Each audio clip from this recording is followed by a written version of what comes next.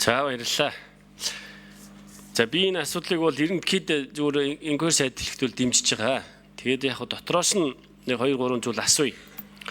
Ер нь бид энд үндэсний үйлдвэрлэлээ дэмжлэх байх вэ? Үндэсний үйлдвэрлэлээ дэмжин. Гэхдээ ер нь үндэсний үйлдвэрлэлээ дэмжлээ гэд бид их үнэтэй улс болно гэвэл хэлийн цаана хямдхан, хэлийн дотор үнэтэй. Ингээд их бүр их олон жил явна гэвэл их сонин шүү. Одоо бид нар болоод цементийг болуулна мөнгө өгөөд одоо хөнгөлөлтөө зээл өгөөд хилээ одоо 2-3 жил хаагаад гэдэг юм уу. Тэгээд дэмжичлээ тэгээ буцаад тэрийгээ тэр өрсөлдөх чадвартай болгоод болчлоо гэд одоо бид хямдхан цемент хэрэглэх ёстой шүү дээ. Зорилго нь тэр үсттэй болно.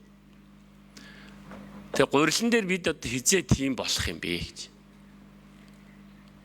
Одоо бид одоо өрсөлдөх чадвартай болоод хямд гурил хэрэгэлдэг одоо дэлхийд өрсөлдөх боломжтой болно гэж л дэмжлэг үзүүлж байгаа л гэж ойлгоч. Яг сая одоо бас нэг тийм стратеги геополитикийн талын юм ярьж байна л да. Тэрийг нь би сайн ойлгохгүй. Тэгэхээр яг эдийн засгч хүний хувьд бол зөвхөн инквайри сайд нэг эдийн засгийн талаас нэг тайлбарлаж өгч тий. Бид одоо ер нь үндэсний үйлдвэрлэлээ дэмжлэгүй яах вэ? Гэхдээ одоо үндэсний үйлдвэрлэл маань үнэтэй бүтээгдэхүүн өгөөдөгөл бид одоо тэгэл одоо хэлийн цаана хямдхан хэлийн дотор үнэтэй ийм одоо Швейцар шиг улс болох юм уу? Швейцар бол одоо арай өөр бодлого хэрэгжүүлдэг баг. Цалин үнэтэй, дотоодын нийт бүтээгдэхүүн нь өндөр. Тэгээ бид чи өөрсдөө тийм биш байж үнэтэй бүтээгдэхүүн хэрэглэдэг улс болчихвээ. Би бас нэг хэлье гэж бодоод байсан. Ер нь бол олон зүйл дээр ингээ харж байгаа. Гэхдээ ер нь бол бодлого бол зөв. Гэхдээ тэгээд олон одоо үндэсний үйлдвэрлэлээ дэмжээнд бүгдийг нь одоо дотоодоо үйлдвэрлэдэг болно гэдэг бол бас нэг гүйцэхгүй асуудал л та. Тэгэхээр ангилж ялгаж байгаа үсттэй. Тэр энэ дээрээс анхаарж байгаа байлгүй дээ гэж би одоо бодчих. Зүгээр яг дотоод нарийн асуудлууд дээр нь сая одоо тавьсан бодлого бол үр дүнгөө өгсөн гэж яах шиг байна. Үр дүнгөө өгсөө. Одоо ингээ боллоо. Одоо хэл гайл дээр татвартай болох юм байна гэж ойлголоо шүү дээ. Буцаад татвар авдаг болох юм байна гэж ойлголоо. Тэгээ яг татвар авдаг болоод одоо биднэрт одоо ямар үр дүн үзүүлэх вэ? Таны дөрөвний хэлсэн дээр нэг эцсийн бүтээгдэхүүн хэрэглэгчдийн гар дээр очих бүтээгдэхүүн буух юм уу? Би яг эдийн засгийн байнгын орон дарга байхдаа наад нэг гурилын асуудлаар чинь үндэсний аюулгүй байдлын зөвлөлөөс нэг даалгавар өгөөд би нэг холбоотой уулзаад нэлээ явсан. За бас тийм ариухан газрууд биш байл шүү. Бас л том асуудлууд байдаг юм байл шүү. За инквайри сайд хариулна. Тэр одоо татвар тавьснаар манай үн буурах уу? Дэлхийн зах зээлийн үнэтэй ойролцоо байх уу гэдэг асуулт байна тий. За Монгол улсын хэмжээнд одоо яг тогтмол үйл ажиллагаа болж байгаа 9 гурилын үйлдвэр байна. Хүчин чадлын ашиглалт өнөөдөр 30% байна. За бид хүнсний хувьсгал Атрийн 3 энэ хөтөлбөрийн үр дүнд 19, 20, 21, 22 гэдэг онуудад үндсэндээ дотоодоос Улаанбуудаагаа бүрэн хангаад 100% эх орны үйлдвэрийн гурилаар ард иргэдэд хангадаг болсон. За энэ шийдвэртэй холбоотойгоор 1 жилийн дотор бид үйлдвэрлэлийнхаа 40% алдаад байна. Буюу импортын бараанд алдаж байна гэсэн. Бид өөрсдөө цөөхөн төрлийн барааг дотооддоо бүрэн эцсийн бүтээгдэхүүн болгож чадж байгаа. Цөөхөн. За хүнсний хувьсгал зорилтын хүрээнд тодруулж хэлбэл 19 төрлийн барааг л дотооддоо үйлдвэрлэе. Ургуулын тари бүтээй. За энэ бол ковидын сургамжтай холбоотой үүссэн нөхцөл байдал. Нэг хүнсний одоо сагсанд 350 гаруй төрлийн бүтээгдэхүүн ард иргэд хэрэгжилж байгаа.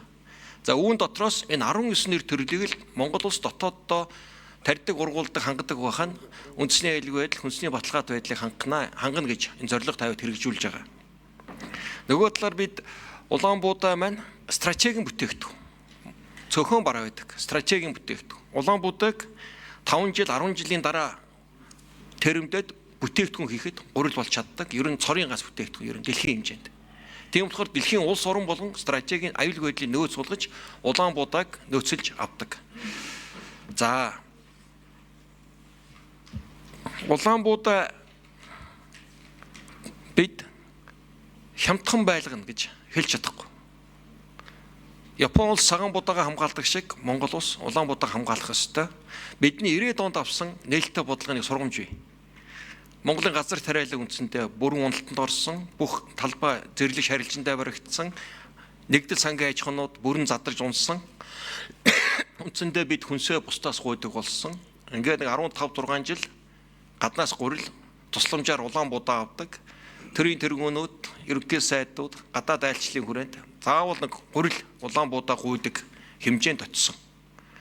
За энэ одоо гутамшигт байдлаас гарахын тулд 2008 онд Санжинбаяр ерөнхий сайдын засгийн газар Атрын 3 дугаар айныг эхэлж бид ямар ч үнээр хамаагүй дотооддоо Улаанбуудаагаа тарьж гурилаа эцлэн үйлдвэрлэе гэж зорилт тавьсан. Ганцхан гурилын асуудал биш. Улаанбуудаа тэрэмтгэхээр тэжээл үүснэ. Ингээ газар тариалан докторжоод эхлэхээр энэ таримдын үр дүнд гахаа дахиа шувуу өндөг сүүнийгээд бусад одоо эрчимцэн аж ахуйнууд олон аргаар бий болж байгаа та бүхэн анзаарж байгаа байх. Нөгөө талаар энэ хөдөө аж ахуйн салбарт Монгол улсын 2 хүний нэг нь ажиллаж байна. 600 мянган хүн ажлын байраар хангагдж байна. Тэр хөдөө орон нутагт ажил хийх, орлоготой байх, амгалт тайван амьдрах энэ нөхцөлийг энэ хөдөө аж ахуйн салбарт бүрдүүлж байгаа. Тэгэхээр энэ эдийн засгаас илүү нийгэм улс төрийн их томоохон ач холбогдолтой бас салбар гэдгийг тэр талаас нь хармаар байна. Зөвхөн эдийн засгаас харж үзсэн 90-ад оны дунд үеийн тэр шийдвэртэй холбоотой гарсан хохирол бол олон тэрбум, олон зуун тэрбумаар хэмжигдэх хохирол авсан шүү дээ. Тэгэхээр тэр алдаа сүүлд ковидоор улсан хил хаах үед улс орон яаж дисч гарах уу гэдэг бодлого энэ бүгдээс үүдэж энэ дотоодын цөөхөн 19 нэр төрлийн барааг л дотроо хангаж бүтээе. Энийг хамгаалыг хийж байгаа. Евразид холбоотой хийх гэрээний хүрээнд бас энэ хэдэн барааг хамгаалах бодлого давхар явагдаж байгаа. За, Жиганбаатар гүшүүн тодруулъя.